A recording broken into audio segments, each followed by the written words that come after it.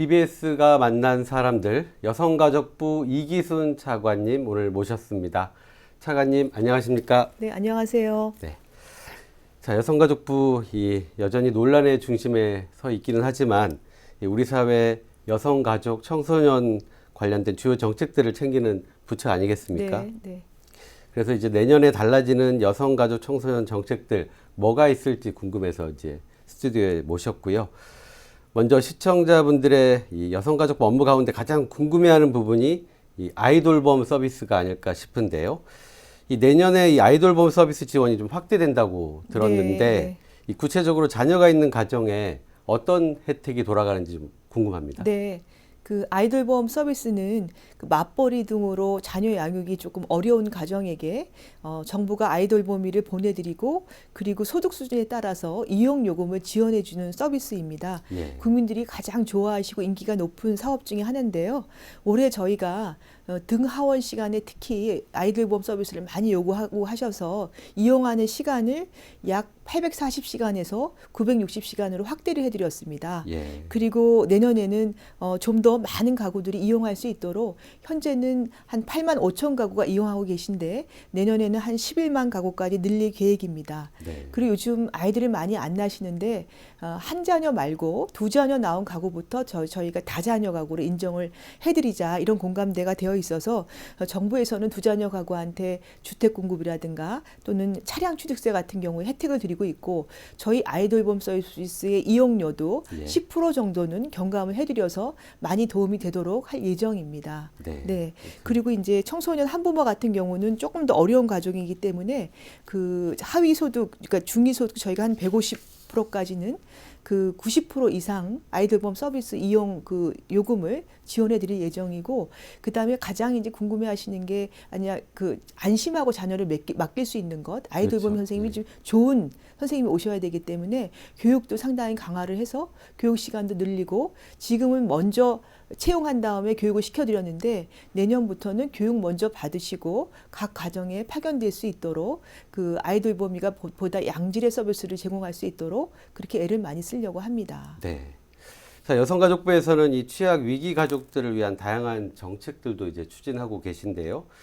이 내년도에 이 한부모 가족을 지원하는 관련 예산도 크게 확대하실 거라 이제 들었습니다. 네.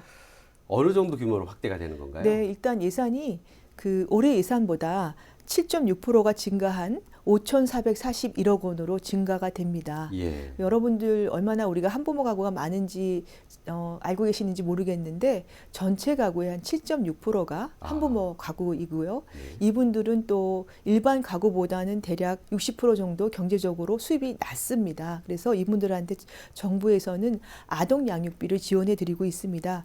내년에는 지원 대상을 좀 더 확대를 해서 지금 같은 경우는 저희가 이제 그 지원 기준이 중위소득 60%였는데 내년에는 63%도 확대가 되고 아동 양육비 그 단가도 월 20만 원에서 21만 원으로 조금 이제 증가가 될 거고 예. 그다음에 현재는 18세까지만 자녀가 18세까지만 지원을 해드렸는데 학교 다니는 경우에는 18세가 넘더라도 자녀 양육비를 드리도록 그렇게 18살이 넘더라도 네, 예. 지원을 해드릴 예정이고요. 예. 그다음에 또 24세 이하 청소년 한부모일 경우에는 1세 미만의 아이를 양육했을 경우에는 현재는 35만 원을 드리고 있는데 내년부터는 40만 원으로 확대할 예정입니다. 네. 우리가 이제 여성가족부 하면 이제 놓치는 부분이 청소년 정책도 여성가족부가 맡고 있지 않습니까? 네. 예. 최근 언론 보도를 보면 이제 우리 사회에 고립 은둔 청소년들이 거의 10만 명에 달한다고 하더라고요. 네. 이 고립이라고 하면 사회 활동을 거의 하지 않아서 이 긴급한 상황에서도 이 도움을 요청해도 힘든 그런 상태라고 하고요. 은둔 같은 경우에는 이제 거주 공간에 스스로를 가둔 상태를 말하는데 여기에 대해서 이제 고립 은둔 청소년 원스톱 패키지를 이제 새롭게 도입하신다고 하셨는데 이건 어떤 정책인가요? 네. 지금 말씀 주신 것처럼 그 고립 운둔하는 청소년들이 그렇게 하는 시기가 주로 10대에서 시작하는 게 한 50% 이상 된다고 합니다. 예. 그래서 그렇게 되면 일단은 고립 운둔을 하게 되면 학교를 안 가니까 교육 기회도 상실하게 되고 또 관계가 소홀하다 보니까 사회적 지지 체계도 없어지게 됩니다. 그래서 저희가 일단 학교 밖 청소년들 중에서 고립 운동 청소년이 생길 수 있으니까 그런 청소년 중심으로 11개 기초자치단체에서 그 상담복지센터에서 상담사가 직접 가정을 방문해서 아이의 상태가 어떤지 또 가족관계는 어떤지 진단을 하고 그 고립 운둔된 청소년한테 필요한 학습 지원이라든가 또는 뭐 지원 그러니까 관계 회복이라든가 예. 또는 원한다면은 자립을 할 수 있는 패키지 지원을 해드릴 예정입니다. 내년부터 처음 시작하는 사업이고요. 특히 이제 올해에 고립 운둔 청소년들도 위기 청소년 중에 이제 특별 지원하는 청소년 대상으로 저희가 선정을 해서 여러 가지 생활비도 지원을 해드리고 또 뭐 의료비도 지원을 해드리고 이런 것도 지금 시작을 하고 있습니다. 예. 예. 이 불교계와 여성가족부가 협력하고 있는 사업도 좀 많지 네. 않습니까? 네, 네.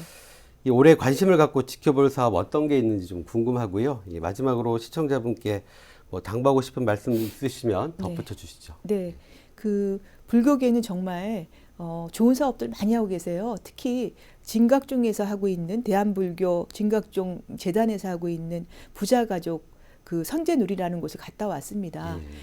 저희가 이제 모자 시설이 한부모 시설이 한 120개 되는데 그 중에서 부자 가족을 위한 시설은 3개밖에 없고 그 중에 하나가 이제 불교계에서 운영하는 시설입니다. 그 외에도 전국에 있는 가족센터, 아까 말씀드린 청소년 상담복지센터 등 다양한 시설을 불교계가 잘 운영해 주셔서 정말 감사의 생각을 하고 있고 어제 제가 그 선제누리에 가서 거기 계신 아버님 2분을 만났는데 가장 어려웠던 게 이제 엄마가 안 계시니까 예. 밥 먹고 식사하고 하는 게 어려웠는데 식사를 다 해주시는 거예요. 선제누리에서. 예. 그리고 한 아버님은 선생님한테 전화를 받았대요. 당신 딸이 중학생 2학년 때 여기 들어와서 이제 고등학생이 됐는데 아버님한테 어쩜 이 딸을 잘 키웠냐고 너무 밝다고 예. 아버님이 칭찬을 들으신 거예요. 너무 행복하면서 여기 있었기 때문에 가능한 일이었다고 그런 말씀을 드려서 정말 시설을 정말 잘 운영하시구나 이런 생각이 들었고 또 얼마 전에 저희가 이제 세계 잼버리 개최했을 때 그랬죠. 태풍이 예. 왔을 때 각지로 이제 막 스카우트 대원들이 비상대피로 갔는데 우리 불교계에 있는 그 여러 가지 시설에 운영하는 그 저기 절에도 갔었고 그래서 거기서 많이 또 템플 스테이도 체험하고 해서 아주 여기 불교계 팬이 되는 우리 청소년들이 많습니다. 네. 감사의 레터도 많이 왔었고 예. 특별히 이 자리를 빌어서 우리 마음 써주셨던 불교 여러 가지 종단에 또 신자분들께 감사의 말씀을 드리겠습니다. 그 올 한 해 얼마 안 남았는데 우리 불교계에서 말씀하시는 너와 나를 가르지 않고 함께 사는 사회를 만드는 것, 함께 배려해가는 사회를 만드는 것, 따뜻하고 다정한 사회를 만드는 것 정말 중요할 것 같습니다. 그렇게 함께 노력해 주시면 좀 더 저희가 살만나는 세상이 되지 않을까 생각하고 여기 시청자 여러분들 모두 한 해 건강하시고 새해 복 많이 받으시기를 기원하겠습니다. 네, 오늘 말씀 여기까지 나누고요. 새비태 많이 바쁘실 텐데 이렇게 귀한 시간 내주셔서 감사드리고 여기서 인사 나누겠습니다. 네. 고맙습니다. 네, 감사합니다.